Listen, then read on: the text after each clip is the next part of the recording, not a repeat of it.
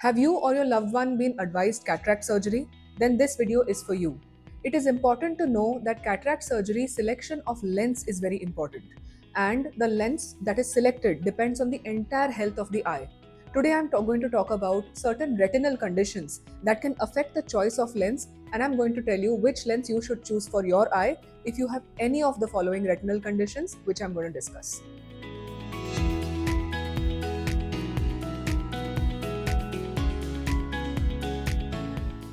Hello, I'm Dr. Shivani Patnaik, and today I'm going to guide you on which lens or IOL to choose if you have an underlying retina condition and you're planning to get cataract surgery done.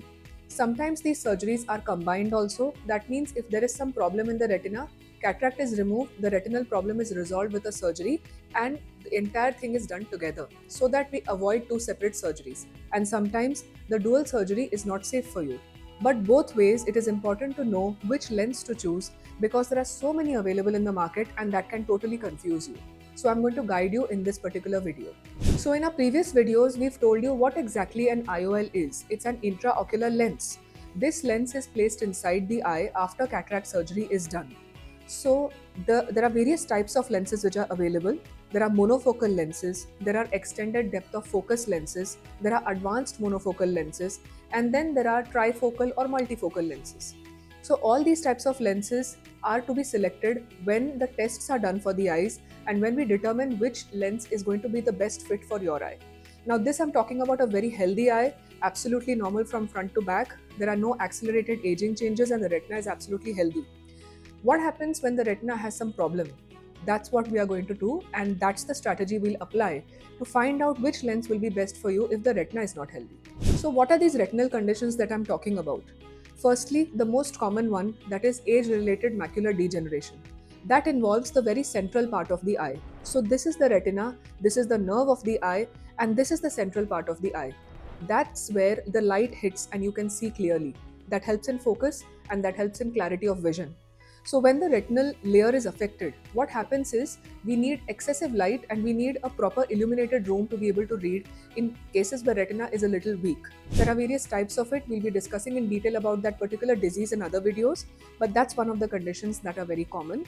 There is diabetic retinopathy. That means in people who have diabetes and the diabetes has affected the retina, which lens to choose in such patients? If they have bleeding on the retina, if they have blood spots near the macular area of the retina, their vision may not be that great after the surgery after all.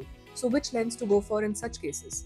There are other conditions like retinal tears and detachments, and even eyes in which we fill something called as gas or silicone oil. In such conditions, the retina may be severely damaged, and the choice for lens becomes even more crucial to be able to provide a crisp and clear vision. Why is that a challenge in retinal patients? Because it's important to be able to give a clear source of light into the eye. What multifocal and trifocal lenses do is that there are certain rings present on this. I'll be showing you a close-up of this lens as well. So these rings will split the light to be able to show you distance, intermediate and near when your eye is normal. But when your eye is not normal, you need more light falling on the retina, and this can hinder that. So it's best and wise to avoid a multifocal or a trifocal lens if the retinal condition is so advanced. If there may be just a mild condition, you may choose this, but then again, when we view the retina, our view also becomes a little distorted.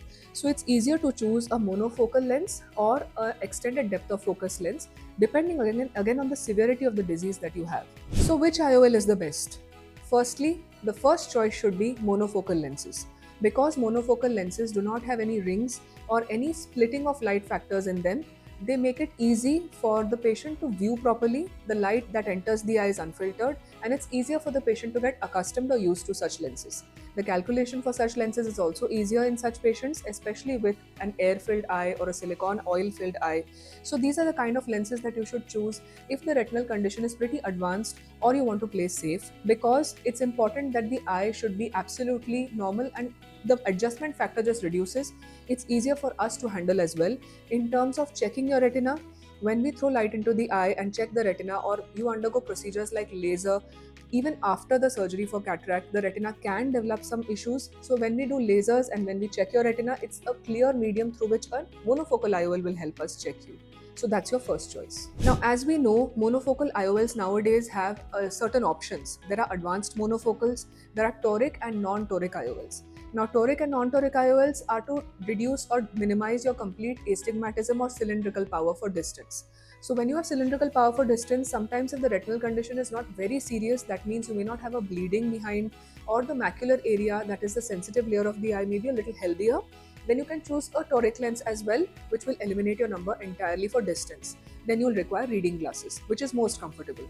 That lies true for monofocal and advanced monofocal lenses, which reduce your reading number slightly and give you a better adaptation. So monofocal and advanced monofocal lenses should be your first choice, as I said. When it comes to toric or non-toric, depending on the severity, the doctor can guide you, but there's no harm in undergoing a toric lens implantation as well. Now coming to multifocal or trifocal lenses. These lenses should be used with caution because, as I said, they split the light that enters the eye into three parts. That causes a little disturbance in light. It can also cause something called as glare and halos, which are difficult to adjust for a retina patient because, as such, the retina is not very healthy. Otherwise, normal patients are able to adapt to such phenomena because their neural adaptation takes place. The mind sort of adapts to the light disturbances and you become fine. But in retina patients, it's important to know that the longer you take to adapt, the more visual disturbances. That is why it's better to go in for a monofocal, advanced monofocal, or maybe an EDOF lens, but not a trifocal or a multifocal lens if you want to minimize disturbance. Cataract surgery and lens selection is mostly a once in a lifetime decision. So it's important to make the right call, especially depending on your retinal health. So make sure that you explore all your options with your doctor so that your choice of lens doesn't affect your day-to-day activities in a bad way.